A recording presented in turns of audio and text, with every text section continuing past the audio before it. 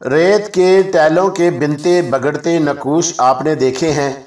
हवाएं उन्हें क्या क्या शक्लें देती रहती हैं। यही कैफियत इंसान की है। इंसान खुद को क्या क्या समझता है, कैसी कैसी पायदार तवक्कात रखता है, कैसे कैसे अनोखे दावे करता है। कहीं वो शिद्दाद नमरूद नजर आता है तो कहीं हिटलर और मुसोलिनी। कौन बाकी रहा, कौन पायदार है? सब दास्ताने छोड़ जाते हैं। वक्त की हवाएं नक्काश बिगाड़ती हैं, बनाती हैं। जिंदगी सलामत रहती है तो ये नक्काश महफूज रहते हैं। मौत आती है तो सिर्फ कहानियां रह जाती हैं मेरे दोस्तों, जिनसे उसका कोई ताल्लुक नहीं होता। पुरइसरार और रोमानवी हैरत अंगेज कहानी नीति का। अस्सलामु अलैकुम दोस्तों, पेश खिदमत है नीति का एपिसोड नंबर 31। चीफ, मैं ये हरगिज़ बर्दाश्त नहीं कर सकता कि तुम इन जंगलात में भटको जो तुम्हारे लिए बिल्कुल अजनबी हैं। टोबो तुम्हें जाने नहीं देगा। तुम्हारी जगह टोबो उस जलील आदमी को तलाश करेगा और ये टोबो का वादा है कि वो नाकाम चेहरा लेकर तुम्हारे सामने नहीं आएगा। मैं तुम्हारे जज्बे की कदर करता हूँ टोबो, लेकिन मैं तुम्हें हरगिज़ उसकी तलाश की इजाज़त नहीं दूंगा। वो सफ़ेद चमड़ी वाला शैतान तुम्हारे बस का रोग नहीं है। तुम उसके सालसी जहन का मुकाबला नहीं कर सकोगे, लिहाजा ये काम तुम मुझ पर ही छोड़ दो। चीफ, अगर तुम इतने ही बज़िद हो तो मैं तुम्हें जाने से नहीं रोकूंगा, लेकिन तुम्हें तन्हा भी नहीं जाने। मैं सोच में पड़ गया। टोबो का साथ मेरे लिए बड़ी आसानियों का बाइस बन सकता था, लेकिन मैं अपने साथियों को यहाँ तन्हा छोड़ने में भी तामुल का शिकार था। ये भी ऐन मुमकिन था कि कहीं वो नज़दीक ही मौजूद हो और मेरी और टोबो की गैर मौजूदगी की इत्तला पाकर ग्लोरिया और स्नोकर को किसी किस्म का नुकसान पहुंचाने में कामयाब हो जाए। मैंने अपने इस खदशे का इज़हार टोबो पर कर दिया। चीफ, कबीले में टोबो से कई गुना बेहतर जवान मौजूद हैं। उनकी मौजूदगी में किसी की मजाल नहीं कि वह तुम्हारे साथियों को किसी किस्म का नुकसान पहुंचा सके। टोबो ने जवाब दिया। तो फिर ठीक है टोबो, लेकिन हमारा मुकाबला एक अय्यार दुश्मन से है जो छुप कर वार करेगा और जोर और आजमाई की साजिश का जहन का मुकाबला नहीं कर सकती। कुछ भी हो चीफ, यह टोबो का अटल फैसला है। क्या वो दिन भूल गए जब टोबो ने तुम्हारे खून के साथ खून में मिलाकर हमेशा तुम्हारा साथ देने का अहद किया था? वो तो ठीक है टोबो, लेकिन मैं तुम्हें मज़ीद किसी आजमाइश में मुब्तला नहीं करना चाहता। बेहतर होगा कि तुम मुझे तन्हा छोड़ दो। टोबो आपके हुक्म को नहीं टाल सकता, टोबो ने अजीब से लहजे में कहा। लेकिन चीफ, आप मुझे कभी अपने से दूर नहीं पाएंगे। शुक्रिया टोबो, तुम भी मुझे हर वक्त याद आते रहोगे। उसी दिन मैं खामोशी के साथ अपनी रवानगी की तैयारी शुरू कर दी। मैंने बेहतरीन किस्म की 2 राइफलें अपने लिए मुंतखब की और कारतूसों का एक थैला भरकर अपनी पुश्त पर बांध लिया।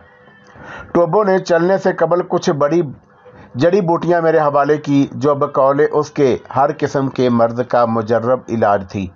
उससे कबल टोबो ने एक मखसूस तेल से मेरे बदन की मालिश की थी। टोबो का कहना था कि पूरा जंगल अजीबो गरीब हशरातल अर्ज़ से पड़ा पड़ा है। अगर किसी इंसान को काट लें तो उसका बचना महाल है। इस तेल की मौजूदगी में वो मुझे किसी किस्म का गजांद नहीं पहुंचाएंगे। टोबो ने एक बेहतरीन काम यह किया कि पूरे इलाके का नक्शा बनाकर मेरे हवाले किया ताकि मुझे अपना सफ़र बरकरार रखने में किसी किस्म की दुश्वारी ना हो। हर किस्म के कील कांटे से लेस होकर मैं अपने अनजाने सफ़र के लिए तैयार हो गया। टोबो कबीले की सरहद तक मुझे रुखसत करने आया और उसकी आंखों में एक अजीब सी चमक थी जिसे मैं कोई मानी नहीं दे सका। चंद अलविदाइया जुमले कहने के बाद उसने मुझसे हाथ मिलाया और मैं उसे खुदा हाफिज कहकर आगे बढ़ गया।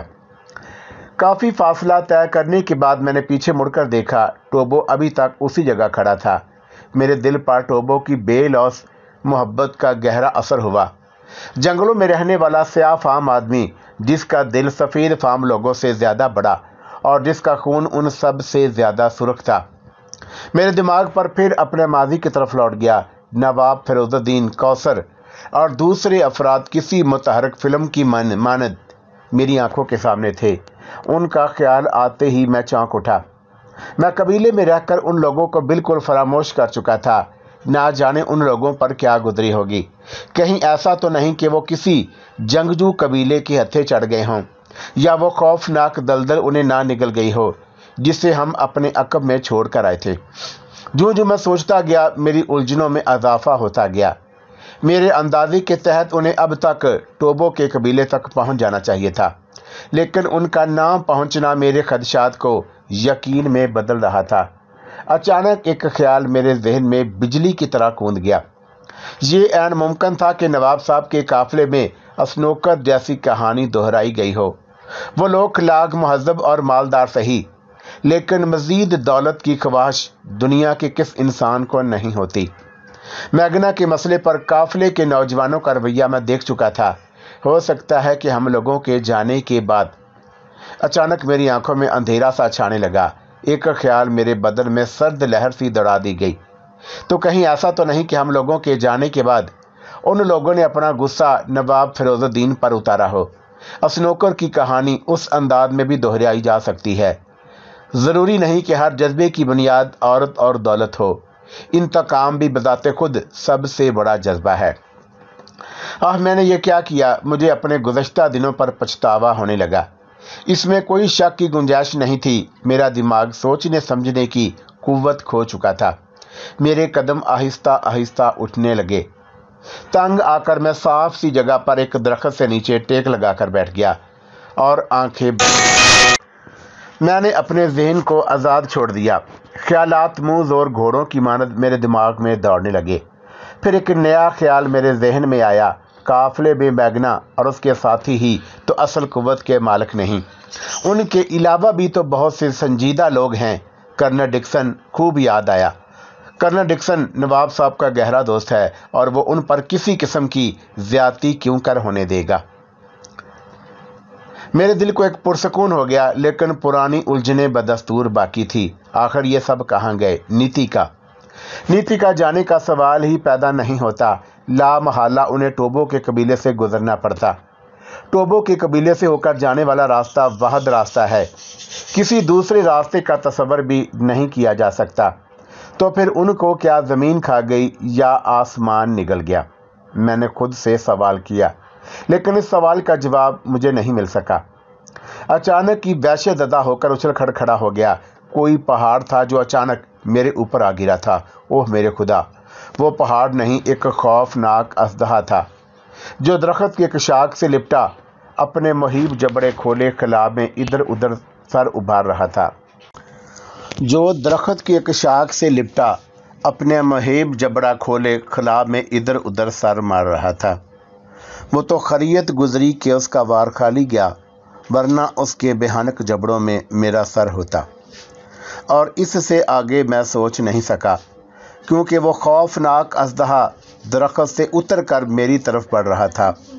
एक लम्हे का तवक्कुफ किए बगैर मैंने अपनी कमर से लटका हुआ पिस्तौल निकाला और निशाना लेकर फायर कर दिया। गोली अपने निशाने पर बैठी और उस अजदहे के सर के परखचे उड़ गए।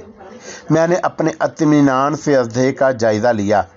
उसकी लंबाई मुबालगा 30 फुट से कम न थी और जिस्म की मोटाई किसी छोटे मोटे दरख्त के तने से मुशाबा थी। मेरा यहाँ रुकना फजूल था, लिहाजा मैंने अजदहे को एक बार नज़र भरकर देखा और आगे बढ़ गया। मेरे जहन में एक हल्का सा खाका बन रहा था। वाहिद किस तरफ फरार हुआ होगा? मैंने दिल ही दिल में उसका भी तयन कर लिया। नीतिका की तरफ। ये भी अजीब इत्तफाक था। टोबो के मशवरे पर मैंने ये सोचा था कि हीरों के हसूल के लिए नीतिका जाने की क्या ज़रूरत है। हीरे ख्वार नीतिका से मिले या टोबो के ज़रिए, हीरे हीरे ही होते हैं। मुझे हीरे मिल चुके थे, लेकिन हीरों के साथ ही एक नई मुसीबत भी आ खड़ी हुई थी। वाइट का फरार मेरे लिए किसी मुसीबत से कम ना था।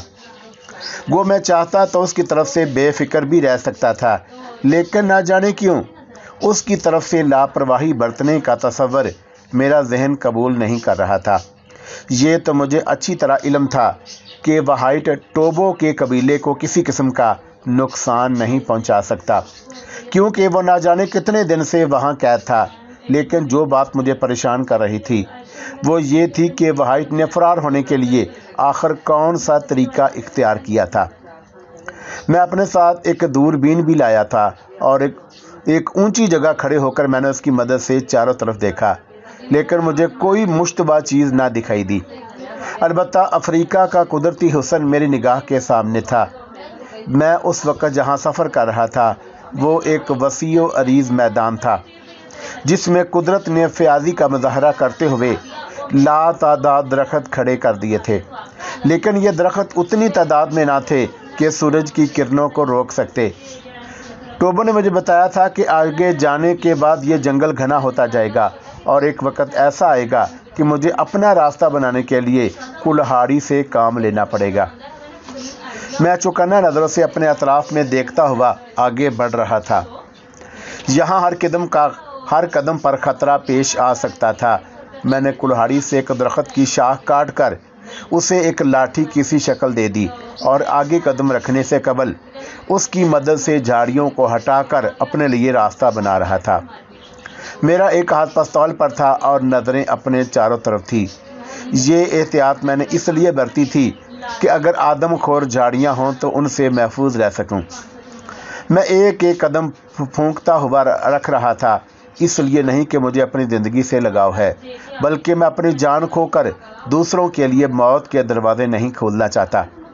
मेरे जहन ने एक फिर अचानक करवट बदली और अब दुआ के लिए उठे हुए दो हाथ, एक और पाकीदा चेहरा मेरे सामने था। मैं उस चेहरे के गिर्द नूर का एक हाला महसूस कर रहा था। मेरे खुदा, ये सब कुछ क्या है? दुआ के लिए उठे हुए ये हाथ क्यों बार बार मेरी आंखों के सामने आ जाते हैं? मैंने कभी इस अंदाज में नहीं सोचा, लेकिन क्या वजह है कि ये दो हाथ और ये पाकीज़ा पुरनूर चेहरा मेरी कमज़ोरी बन गया है? ये क्यों मेरा दिल खुद ब खुद उसकी तरफ माइल होता जा रहा है? आखिर कौसर भी तो है, मरीसा है, बाबरा फोना है, एक में हर एक दूसरे से बढ़कर है। लेकिन क्या वजह है कि वो चेहरे मेरे लिए दिल पर असर नहीं करते? अपने मोहसिन की बेटी मेरे लिए काबिल एहतराम है। हाँ, ठीक तो है, मैं उसका एहतराम करता हूँ, लेकिन इस एहतराम में कौन सा ऐसा जज्बा पोशीदा है जिसे मैं अब तक कोई नाम नहीं दे पाया हूँ। अचानक ही मेरे कदमों तले ज़मीन लरज़ने लगी। मैं अपने ख्यालों की दुनिया से बाहर निकल आया। ये ज़मीन क्यों हिल रही है? क्या ज़लज़ला आने वाला है? मैंने सोचा। फिर मुझे वही मंज़र याद आ गया जब हाथियों का एक वहशतनाक गिरोह हमारे काफ़िले पर चढ़ दौड़ा था। मेरे जिस्म का एक रुआं खड़ा हो गया। फिर उसी मुसीबत का सामना था। मैं लपक कर एक दरख्त पर चढ़ गया और दूरबीन लगाकर उस मुसीबत का पता लगाने की कोशिश की। मेरी आंखों ने जल्द ही अपनी मंजिल पा ली, लेकिन ये हाथियों का बदमस्त गिरोह नहीं था, बल्कि ये गैंडों का एक जोड़ा था जो सर झुकाए उसी दरख्त की तरफ भागा चला आ रहा था जहां मैं अपने आप को पत्तों में छुपाए बैठा था। गैंडे की तस्वीर मैंने अब तक सिर्फ किताबों में ही देखी थी, लेकिन आज हकीकत मेरे सामने थी। मैंने दूरबीन आंखों से हटाई और उस मुसीबत के गुजर जाने का इंतज़ार करने लगा। ज़मीन की लर्ज़ाहट मुझे दरख्त पर भी महसूस हो रही थी। मैंने मजबूती से शाख को थाम लिया। फिर मुझे ख्याल आया कि गैंडों का ये जोड़ा आखिर क्यों भाग रहा है। मैंने किताबों में पढ़ा था कि गैंडा बड़ा कीना परवर जानवर होता है जो सब्ज़ी पर गुजारा करता है, लेकिन आम अल्फाज में यूँ कह लीजिए कि उसके दिमाग की कोई रग ढीली होती है जिसकी बिना पर वो किसी को खातर में ही नहीं लाता, और तो उस बाद औकात शेर तक पर अपने सींग आजमाने की कोशिश करता है और उसके खौफनाक सींगों से शेर भी खौफजदा रहता है और हत्तल मकान गैंडे का सामना करने से बचता है। मैंने एक बार फिर दूरबीन आंखों से लगाई और शय को तलाश करने लगा जो गैंडों के जोड़े को भगा रही थी। मुझे अपने मकसद में नाकामी नहीं हुई और वो चीज़ नज़र आ गई। ये एक जसीम स्याह रंग का हाथी था। इतना बड़ा हाथी मैंने अपनी ज़िंदगी में कभी नहीं देखा था। वो अपनी लंबी सूंड आसमान की तरफ उठाए दीवाना वार गैंडों के पीछे भाग रहा था। उसकी सूंड के लहराने से ये अंदाज़ा करना मुश्किल नहीं था कि वह सख्त तैश के आलम में है। गैंडे बड़ी घबराहट के आलम में अंधाधुंध भागे चले जा रहे थे। मेरे देखते ही देखते हाथी बिल्कुल उनके पास पहुंच गया। फिर एक ज़ोरदार धमाका हुआ और दो गोश्त के पहाड़ आपस में टकरा गए थे। हाथी ने एक गैंडे की पुश्त पर ज़ोरदार टक्कर रसीद की थी। ये टक्कर इतनी शदीद थी कि गैंडा अपना तवाज़ुन बरकरार न रख सका और कलाबाजी खा गया। दूसरा गैंडा अपने हमराही को इस मुसीबत से बचाने के लिए नहीं रुका। वो मेरी नज़रों के सामने भागता हुआ दरख्तों के एक झुंड में गायब हो गया। मैंने दूरबीन को फोकस करके बदमस्त हाथी की तरफ देखा। गैंडा ज़मीन पर से उठने में कामयाब हो गया था, लेकिन उसने राह फरार इख्तियार नहीं की, बल्कि कोई चारा ना देखकर वो हाथी के मुकाबले पर डट गया। उसके नथनों से अजीबो गरीब आवाज़ें निकल रही थी और वो गर्दन झुकाकर अपने अगले खुरों से ज़मीन खोद रहा था। बदमस्त हाथी के सूंड फिजा में बेचैनी से लहरा रही थी। उसने एक ज़ोरदार चिंगार मारी और तेज़ी से गैंडे की तरफ बढ़ा। उसे बढ़ता देखकर गैंडा फुर्ती से पीछे की तरफ हटा और उसकी दहशतनाक फुंकारों से पूरा जंगल गूंज उठा। पीछे आने के बाद वो रेल के बेकाबू इंजन की मानद हाथी की तरफ तेज़ी से लपका। उसकी गर्दन जारहाना अंदाज में झुकी हुई थी। माथे पर उगे हुए वो खतरनाक सींग देखकर मेरे बदन में ठंडक की एक लहर दौड़ गई। मैं दम साधे उस खूनी मुकाबले को देखता रहा। गैंडा अपने दौर में आगे की तरफ बढ़ा। दूसरे ही लम्हे उसने हाथी के जिस्म में अपने खौफनाक नोकीले सींग प्यूसत कर दिए। हाथी की खौफनाक चिंगार से मेरे कान झंझना उठे। गैंडे ने इसी पर इक्तफा ना की। वो एक बार फिर पीछे हटा और अपनी पूरी कुव्वत के साथ हाथी से जा टकराया। अब के उसके सींग हाथी के पेट में उतर चुके थे। खौफनाक आवाज़ें निकालता हुआ हाथी बड़ी तकलीफ़ की आलम में था, लेकिन उसके बावजूद वो मुकाबले से दस्तबरदार होने को तैयार न था। गैंडा उसके जिस्म में से सींग निकालकर जैसे ही पीछे की तरफ हटा, हाथी ने आगे बढ़कर उसे एक टक्कर रसीद की। गैंडा अपना तवाज़ुन बरकरार न रख सका। हाथी जख्मों की शिद्दत से गज़बनाक होकर बड़ी भयानक आवाज़ें निकालता हुआ आगे बढ़ा। गैंडा ज़मीन से उठने की कोशिश कर रहा था। हाथी उसके सर पर जा पहुंचा और उसे रोनता हुआ आगे बढ़ गया। खौफ और दहशत की लहरें मेरे पूरे बदन में दौड़ रही थी और मैं पलकें झपकाए बगैर उस मुकाबले को देख रहा था। हाथी के जिस्म से खून फव्वारों की तरह निकल रहा था। इर्द गिर्द की ज़मीन पर उसके खून से गोया सैलाब सा आ गया था। गैंडे को रौंदने के बाद वो फिर वापस पलटा और गैंडे के जिस्म पर अपना भारी भरकम सतून नमाव पाँव रख दिया। कुछ कर्बनाक आवाज़ें गैंडे के हलक से निकलीं, लेकिन हाथी उसे माफ़ करने पर तैयार ना था। वो बार बार उसको रोनता रहा, लेकिन खुद उसकी हालत बेहतर ना थी। मुसलसल खून बहने के सबब उसकी रफ्तार में सुस्ती पैदा हो गई। मुझे ये तवक्का ना थी कि वो ज़िंदा रह सकेगा। ऐसा ही हुआ। गैंडे के ख़त्म होते ही हाथी की कुव्वत बर्दाश्त जवाब दे गई और नढाल होकर गैंडे के मुर्दा जिस्म पर ढेर हो गया। मैंने दरख्त से फौरी तौर पर उतरना मुनासिब ना समझा।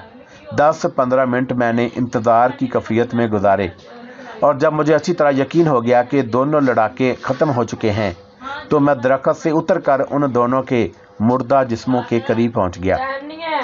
हाथी तो ख़त्म हो चुका था, लेकिन गैंडे में अभी ज़िंदगी की कुछ रमक बाकी थी। ये मुमकिन था कि वो ज़िंदा रहता, लेकिन हाथी के गिरने से उसकी रही सही कुव्वत भी जवाब दे गई थी। मुझसे गैंडे की कर्बनाक हालत ना देखी गई। मैंने राइफल उतार कर हाथ में ली और उसकी नाल गैंडे की पेशानी पर रखकर फायर कर दिया। अफ्रीका के इसरार आहिस्ता आहिस्ता मेरे सामने आ रहे थे। यहाँ का कानून सिर्फ़ और सिर्फ ताकत था। जिसके पास ताकत है वही यहाँ कामयाब है, लेकिन ताकतवर होना ही काफ़ी नहीं। 2 ताकतवर जानवरों का अंजाम मेरे सामने था। मैंने अपने जहन को मज़ीद भटकने से रोका और अपने सामान का जायज़ा लेकर अपना सफ़र दोबारा शुरू कर दिया। एक जुनून था जो मुझे कना कना लिए जा रहा था। मैं सरफराज महज़ब दुनिया का बासी इन तारीक जंगलात में अपनी ज़िंदगी हथेली पर उठाए वीरानों की मानद आगे बढ़ रहा था। मेरे दिल में बेअख्तियार पीछे मुड़कर देखने की ख्वाहिश पैदा हुई। मैंने कितना फासला तय किया था, टोबो का कबीला कितना पीछे रह गया था। इन सब सवालों ने सर उभारा, लेकिन मेरा दिमाग इन सवालों को कबूल करने से इनकार कर रहा था। کتنا فاصلہ طے ہو گیا، یہ سوال اس وقت پیدا ہوتا ہے جب انسان اپنی منزل کی طرف بڑھ رہا ہو، لیکن میرا سفر کسی منزل کے لیے نہیں تھا۔ میری منزل یہ نہ تھی کہ میں کسی مخصوص علاقے میں پہنچ جاؤں۔ میری منزل تو وہائٹ تھا، صرف اور صرف وہائٹ۔ وہ اگر مجھے ابھی مل جائے تو گویا میں نے منزل پا لی، لیکن اس کے نہ ملنے کی صورت میں میں کامیابی کا دعویٰ کیسے کر سکتا تھا؟ پیچھے مڑ کر دیکھنے کی بجائے میں نے نظریں اٹھا کر آسمان کی طرف دیکھا۔ دن ڈھل چکا تھا اور سورج کی کرنیں رفتہ رفتہ معدوم ہوتی جا رہی تھیں۔ جانوروں کی بھانت بھانت کی آوازوں سے پورا جنگل گونج رہا تھا۔ جنگل کی زندگی میں شام ہی سے سب سے زیادہ ہنگامہ خیز ہوتی ہے۔ یہی وہ وقت ہوتا ہے جب دن بھر اپنی خوراک کی تلاش میں پھرنے والے جانور اپنے اپنے ٹھکانوں کی طرف لوٹتے ہیں، اور اسی وقت رات کو اپنے شکار کی تلاش میں گھومنے والے خونخوار درندے دن بھر کے آرام کے بعد اپنے ٹھکانوں سے نکل کر جنگل کا رخ کرتے ہیں۔